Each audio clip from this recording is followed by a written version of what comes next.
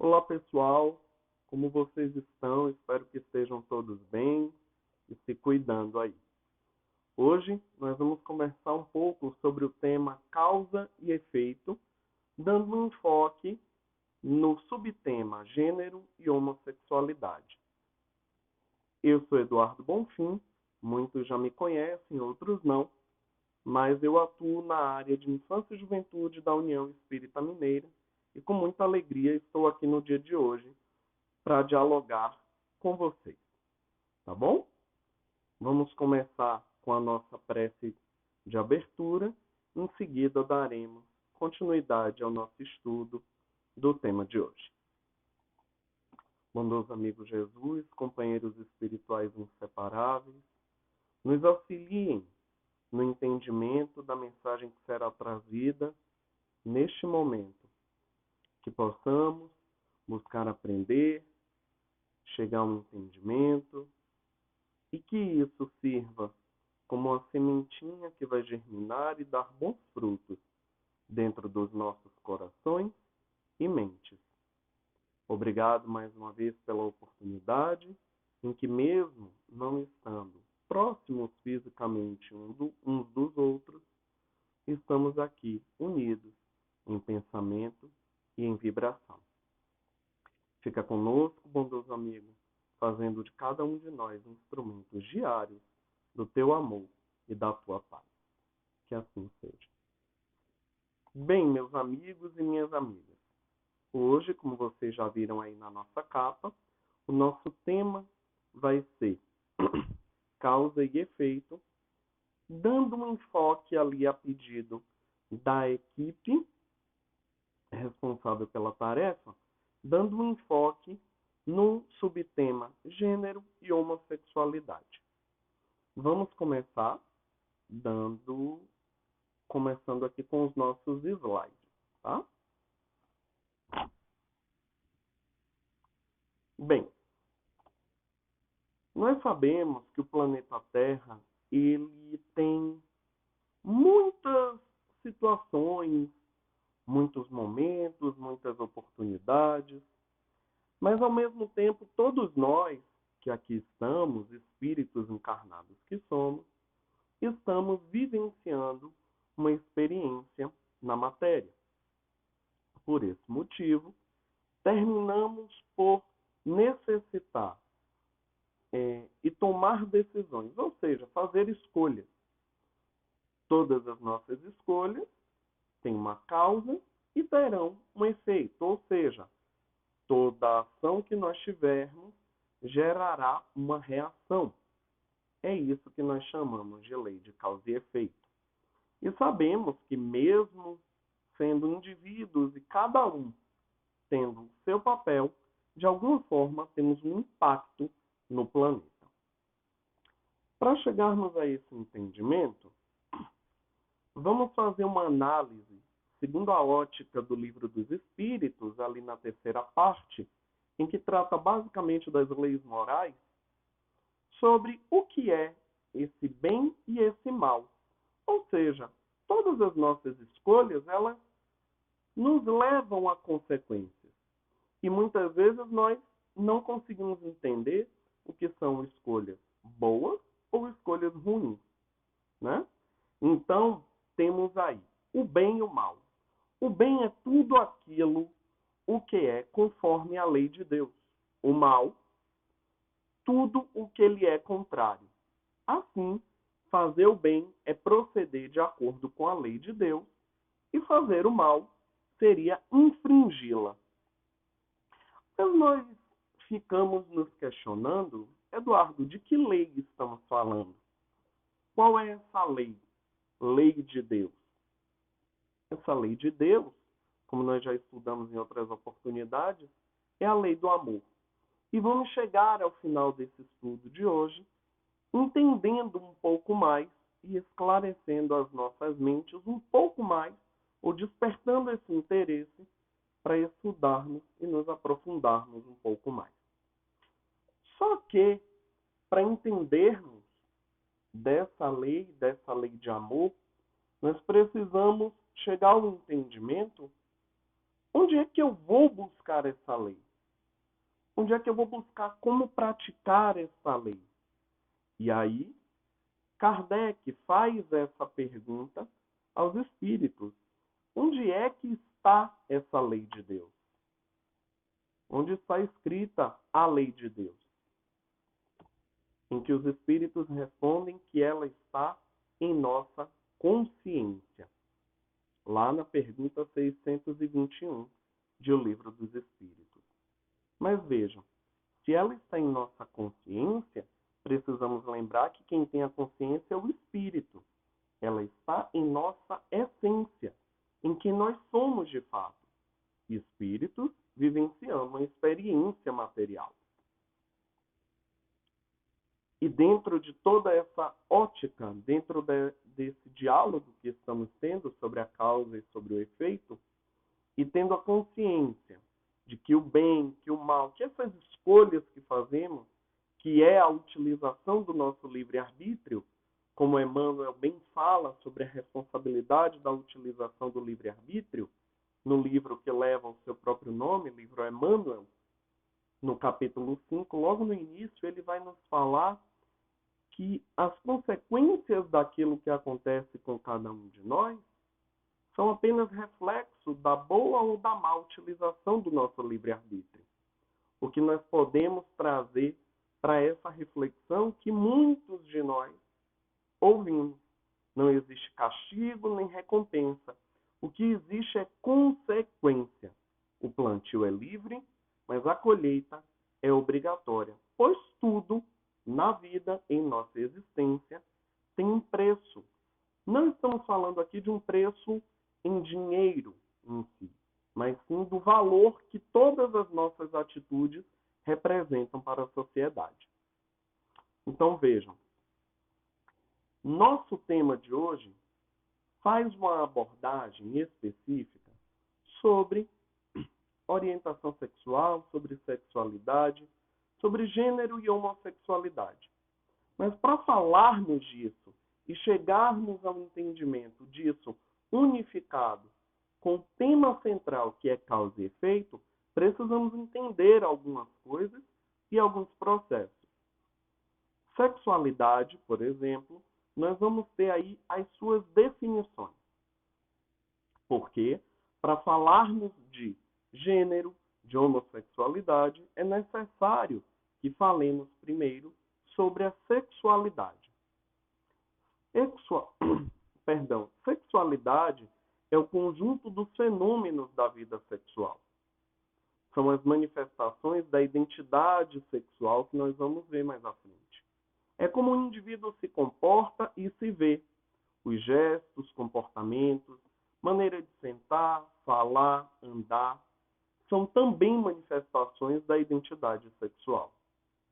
A sexualidade é o termo que se refere ao conjunto de fenômenos da vida sexual.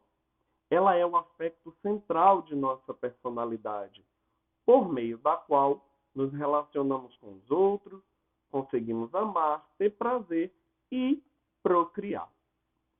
Vejam vocês, é um conjunto de fenômenos da vida sexual. E lá na pergunta 200 do Livro dos Espíritos, por isso estamos associando sexualidade como energia divina, e vamos ver falas de Chico, ensinamentos de Emmanuel que nos esclarecem acerca disso. Vamos entender a sexualidade de uma forma ampla, como a manifestação que o indivíduo, que o espírito, animando um corpo físico, apresenta-se perante a essa sociedade. Ao tempo em que Kardec pergunta: os espíritos têm sexo? E recebe como resposta: não como entendeis, pois os sexos dependem da organização. Há entre eles, ou seja, entre os espíritos, amor e simpatia, porém baseados na semelhança dos sentimentos.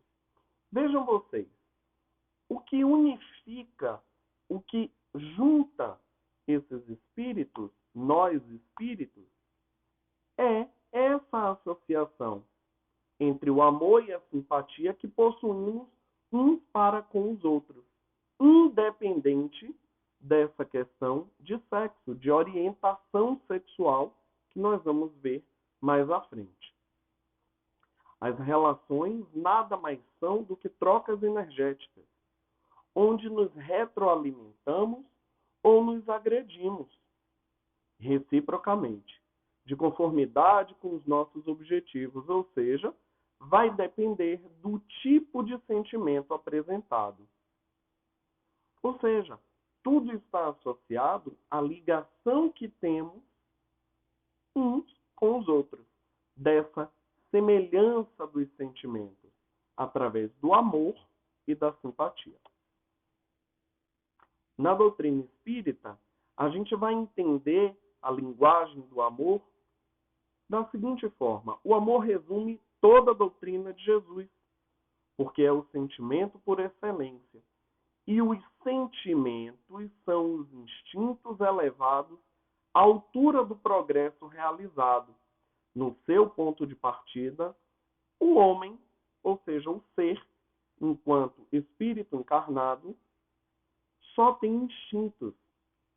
Mais avançado, ele passa a ter sensações. Mais avançado, porém corrompido, só tem sensações.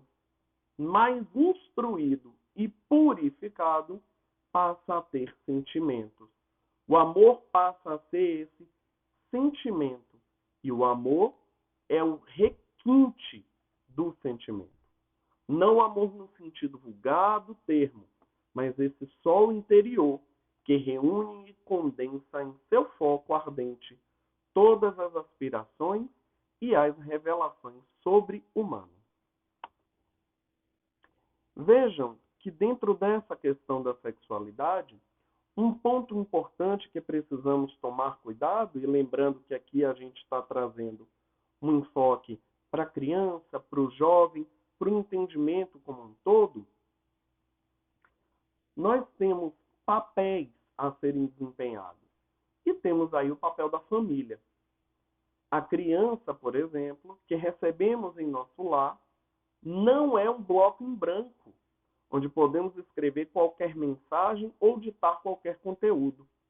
Ao contrário, é um livro com inúmeros capítulos já escritos por ela mesma, vindo agora auxiliar, ou melhor, vindo agora solicitar auxílio para que dê continuidade à história de sua própria existência. E aqui a gente tem duas ilustrações dos cuidados e desse papel da família, que precisa lembrar que esse espírito que está ali como a criança, ele tem lembranças, ele tem algo escrito por conta do seu processo reencarnatório. Não é a sua primeira existência. Ele já tem um quadro anterior. E cabe aqui, essas ilustrações servem para a gente começar a refletir, enquanto família, qual o nosso papel. Como é que estamos conduzindo essas crianças dentro das suas questões da própria sexualidade? Precisamos tomar o cuidado para não adultizar ou ainda vulgarizar as crianças que são crianças.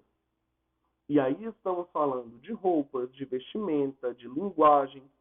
Tudo isso está associado diretamente à sexualidade, que é, como já dissemos, essa manifestação, como o espírito animando o corpo físico se manifesta perante essa sociedade. Para a evangelização, o papel da evangelização, a gente tem um caráter educativo na ação evangelizadora espírita, de modo a promover continuamente o estudo, a prática e a difusão da doutrina junto à criança, com vistas à vivência dos ensinamentos de Jesus e à formação do homem de bem. A criança, que é evangelizada, é o adulto que se levantará no rumo da felicidade por vindoura. Aqui nós temos um enquadramento legal, ou seja, o que a legislação fala sobre a sexualidade, que tem como finalidade o respeito pela diferença entre as pessoas e pelas diferentes orientações sexuais, a valorização de uma sexualidade responsável e informada, a promoção da igualdade entre os sexos, o reconhecimento da importância de participação no processo educativo, de encarregados de educação, de alunos, professores e técnicos de saúde, a compreensão científica do funcionamento dos mecanismos biológicos reprodutivos, a eliminação de comportamentos baseados na discriminação sexual ou na violência em função do sexo ou orientação sexual. Isso aqui nada mais é do que um conjunto dentro do enquadramento legal, ou seja, da legislação nacional, em que vai falar e explicar quais as finalidades para que se tenha essa orientação, esse estudo, esse cuidado na orientação para com as crianças e com os jovens. Ou seja, sendo aí de responsabilidade tanto o papel da família, como também um acompanhamento e uma atenção cuidadosa dentro do papel da evangelização. Vamos agora adentrando nessa questão da diversidade sexual.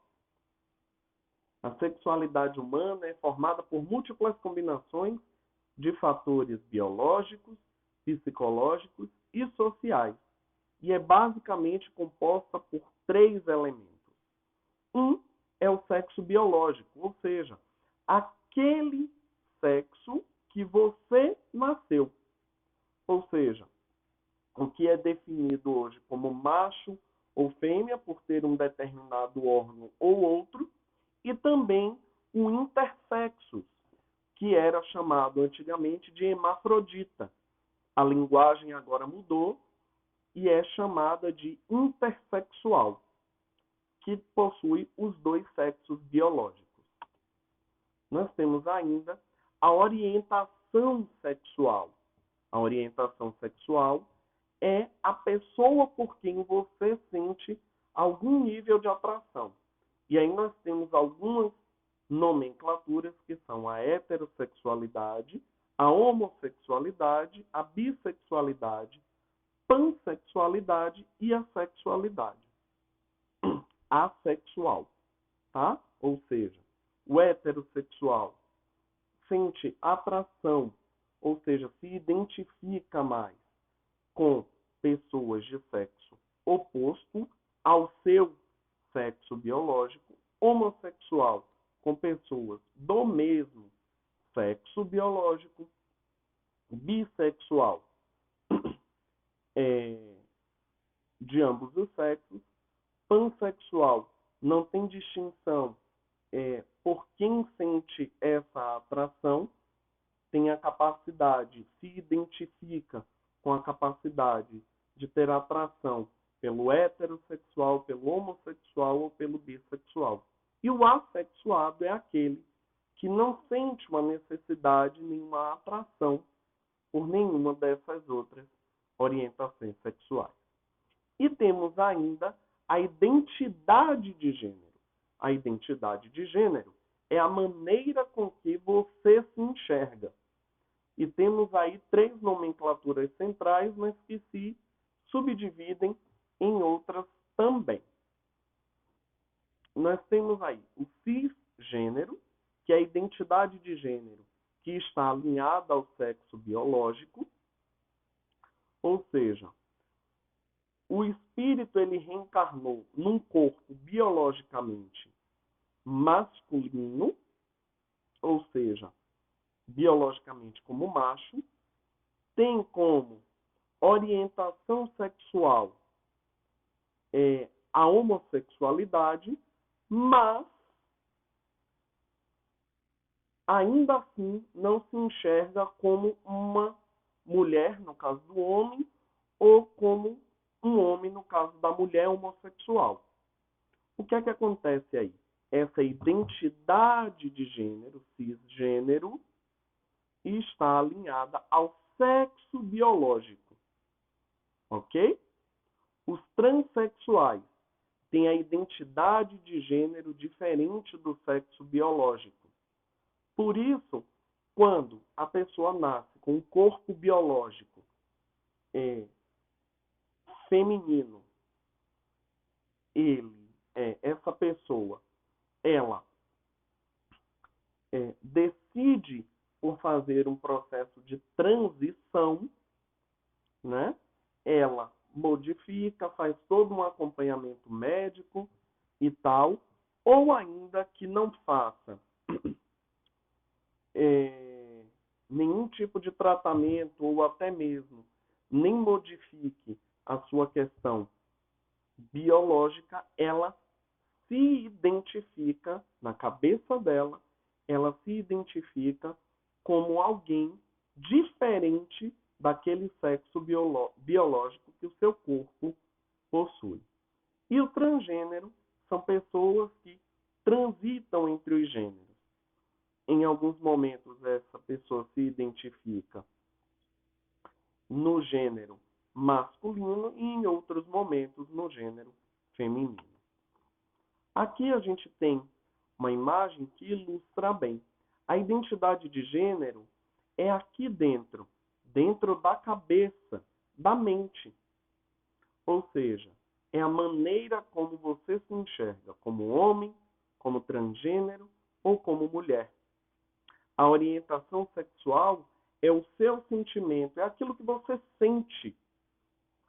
Ou seja, heterossexual, bissexual, pansexual, assexual ou homossexual.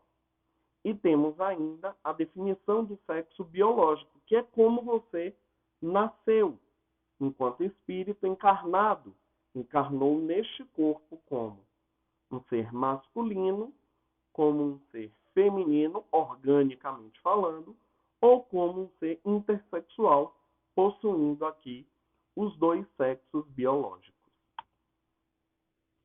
E agora vai uma pergunta, um questionamento que a gente pode trazer para a nossa própria reflexão. Isso tudo é uma doença? A gente traz agora conceitos e entendimentos dentro da área da medicina, tá? Em 1975, a homossexualidade ela deixa de ser classificada como um transtorno, quando foi excluída do manual do manual diagnóstico e estatístico de transtornos mentais, os chamados DSM, da Associação Americana de Psiquiatria. O Conselho Federal de Psicologia passa a não considerar a homossexualidade como um desvio sexual, como era considerado através dos estudos da medicina, era considerado um desvio sexual. E em 1985, o Conselho Federal de Psicologia passa a não considerar mais a homossexualidade como um desvio sexual. Especificamente, no dia 17 de 5 de 1990, a Organização Mundial da Saúde, a OMS, retirou a homossexualidade da sua lista de doenças mentais. Notem, como era considerado como um desvio sexual, era classificado como uma doença anteriormente.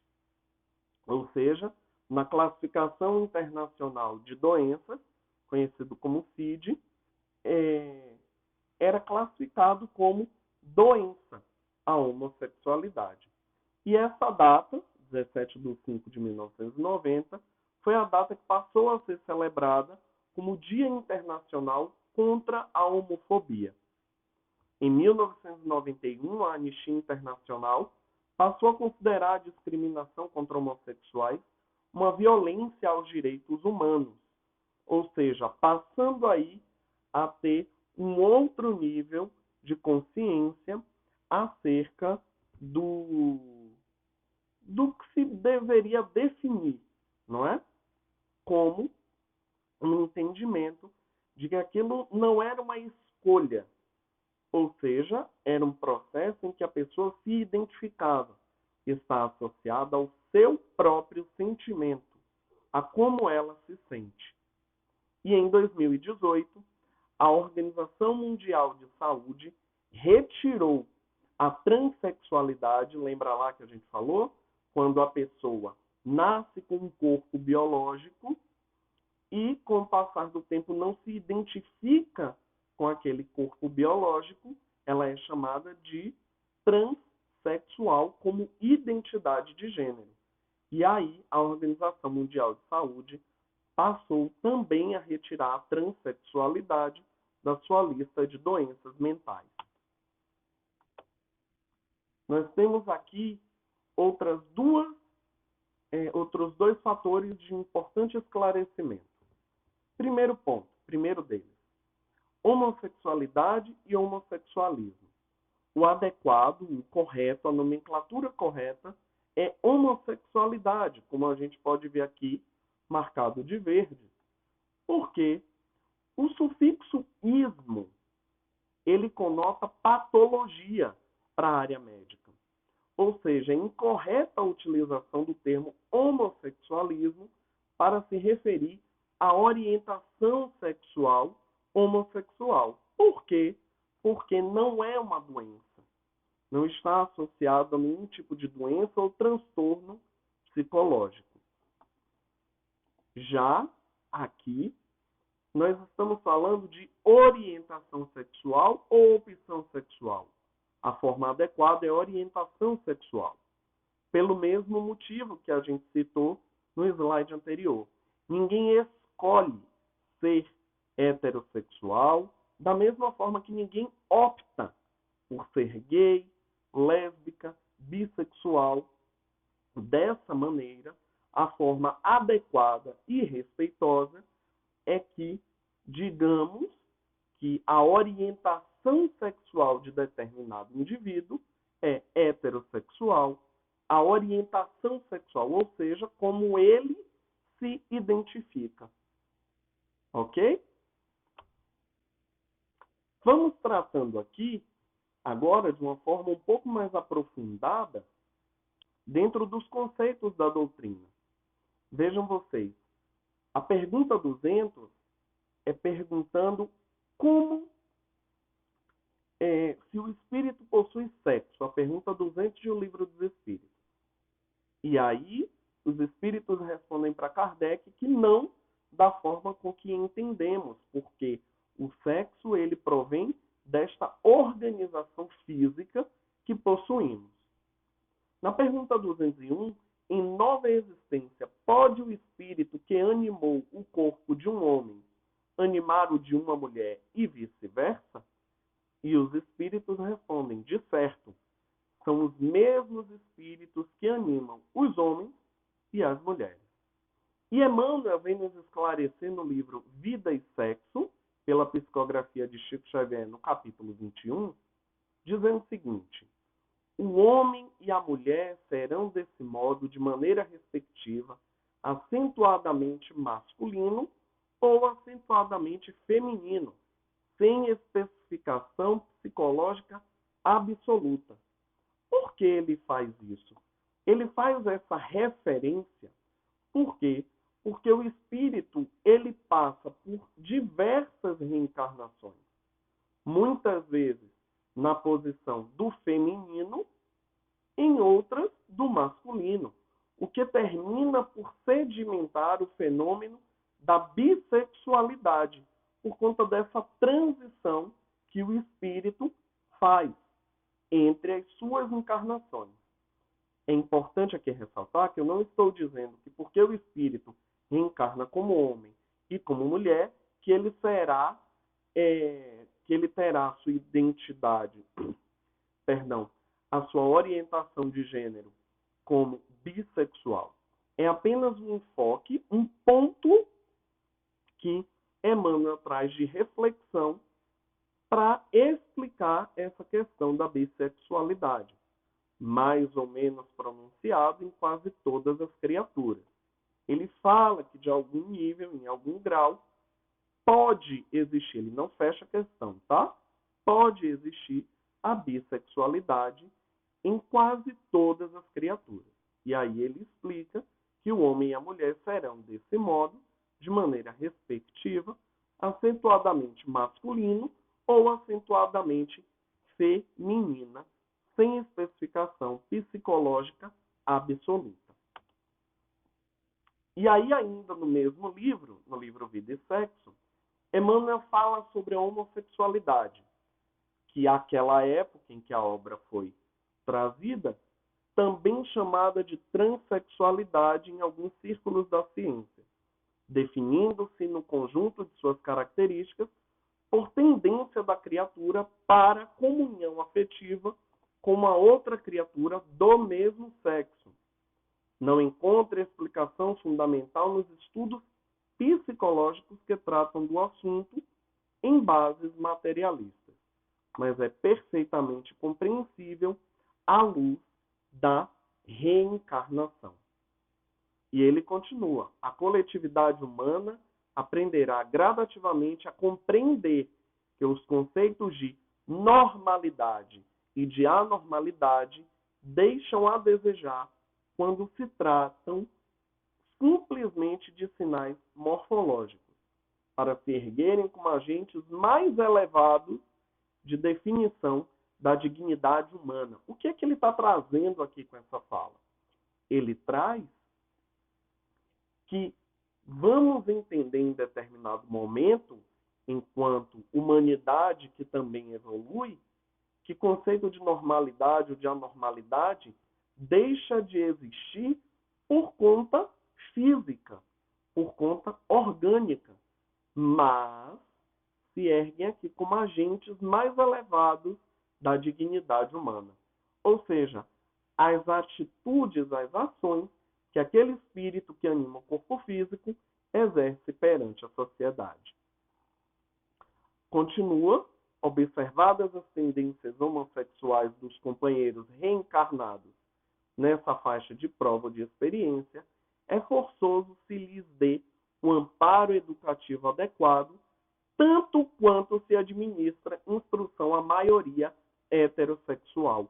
Ou seja, aqui ele não faz distinção da forma de tratamento ou da condução de orientação ou educação do homossexual. Ele explica e reforça que deve ser administrado esforço e amparo educativo adequado, da mesma forma que se administra instrução a essa grande maioria heterossexual da nossa sociedade. Vamos trazer também ainda essa reflexão de Chico Xavier quando estava no programa Pinga Fogo, em que ele é questionado sobre essa questão da homossexualidade como perturbação e comportamento sexual. Vamos lembrar que o programa Pinga Fogo foi gravado em 1971. Tá? Chico, tem aqui uma pergunta de Dona Maria Lúcia Silva Guimarães. Pergunta: como se explica o homossexualismo? Notem aí o sufixo ismo ainda sendo utilizado, porque era associado à doença. Como se explica o homossexualismo e a perturbação do comportamento sexual à luz da doutrina espírita? Ao tempo em que Chico responde: o homossexualismo, tanto quanto a bissexualidade ou bissexualismo, como a assexualidade, são condições da alma humana. Não devem ser interpretados como fenômenos espantosos, como fenômenos atacáveis pelo ridículo da humanidade. Ou seja, são dignos do nosso maior respeito. E ele completa dizendo isso: se as potências do homem, na visão, na audição, nos recursos imensos do cérebro, nos recursos gustativos, nas mãos, na tactividade com que as mãos executam trabalhos manuais, nos pés, se todas essas potências foram dadas ao homem para a educação, para o rendimento no bem, isto é, potências consagradas ao bem e à luz em nome de Deus, seria o sexo, em suas várias manifestações, sentenciado às trevas? Ou seja, Chico traz aqui a reflexão de que o que vai diferenciar A questão do sexo não é o sexo em si, mas sim a forma com que nós nos conduzimos perante a essa situação, visto que possuímos potencialidades diversas, temos também o sexo como uma potencialidade e precisamos ter a prudência e a sabedoria de utilizá-lo da forma adequada nos momentos adequados. Vamos relembrar as duas perguntas anteriores que a gente já citou de O Livro dos Espíritos. Pergunta 200. Os espíritos têm sexo? Não como o entendeis, porque os sexos dependem da constituição orgânica. Há entre eles amor e simpatia, mas baseados na afinidade de sentimentos. E na pergunta 201, Kardec pergunta: o espírito que animou o corpo de um homem pode animar o de uma mulher numa nova existência e vice-versa? Sim, pois são os mesmos espíritos que animam os homens e as mulheres. E na pergunta 202, que fecha essa tríade que a gente está tratando aqui, tríade de perguntas, quando somos espíritos, preferimos encarnar num corpo de homem ou de mulher? E aí que os espíritos respondem com muita sabedoria. Isso pouco importa ao espírito, pois depende das provas que ele tiver de sofrer, que ele tiver de vivenciar. E aqui é que a gente responde aquela nossa primeira pergunta, quando nós perguntamos qual é essa lei de Deus. É a lei do amor. E aí a gente traz aqui: para se granjear um lugar neste reino, são necessárias a abnegação, a humildade, a caridade, em toda a sua celeste prática, a benevolência para com todos. Não se vos pergunta o que fostes, nem que posição ocupastes, mas que bem fizestes, quantas lágrimas enxugastes. E aí a gente tem isso lá no Evangelho segundo o Espiritismo, quando uma rainha de França fala sobre essa chegada ao mundo espiritual. Porque isso pouco importa se você chegou com uma situação no masculino, no feminino. O que importa são as suas atitudes, são as suas posturas. É a forma com que você se conduz. O que é que você pauta as suas atitudes no dia a dia?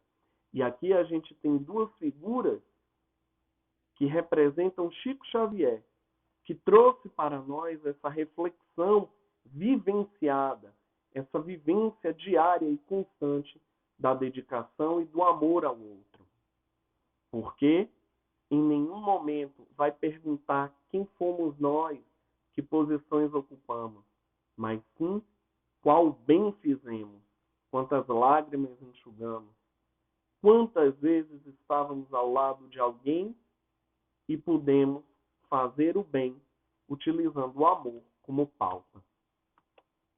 Kardec comenta: os espíritos encarnam-se homens ou mulheres porque não têm sexo.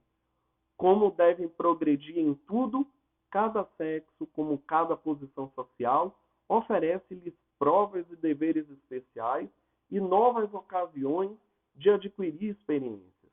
Aquele que fosse sempre homem só saberia o que sabem os homens.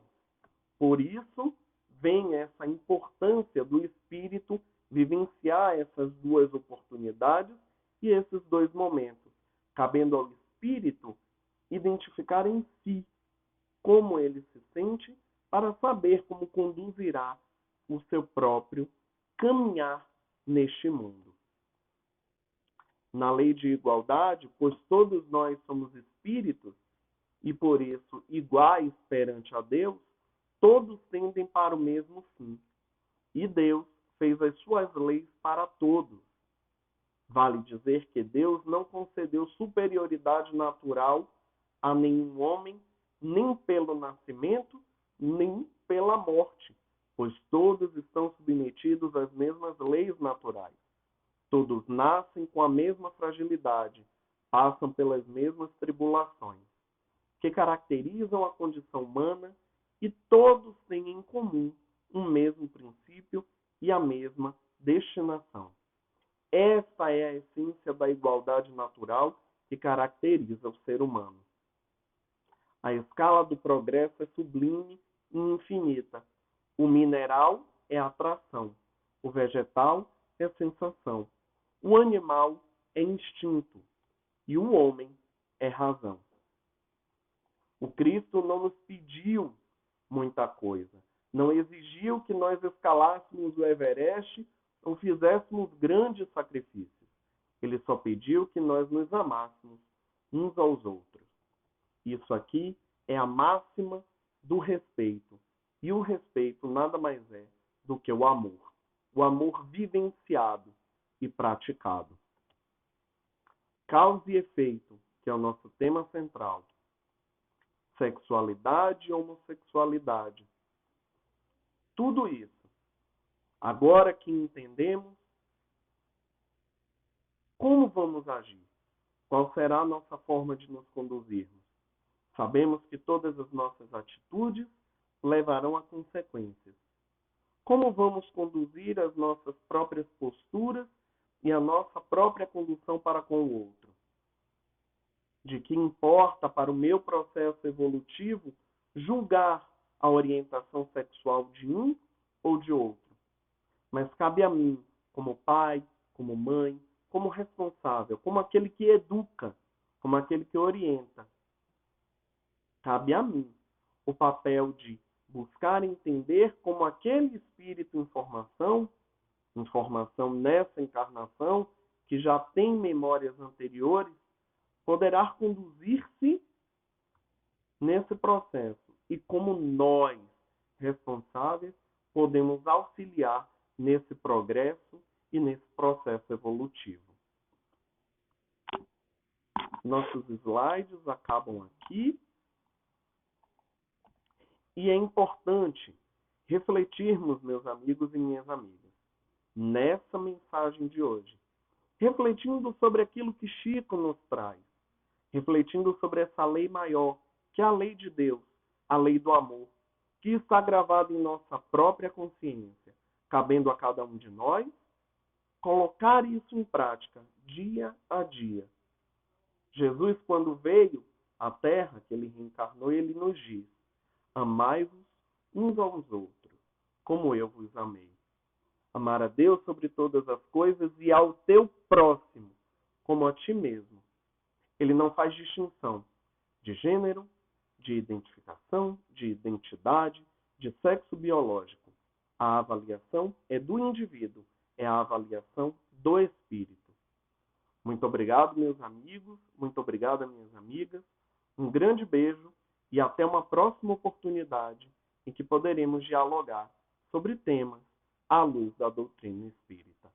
Muita paz a todos e que Jesus nos abençoe.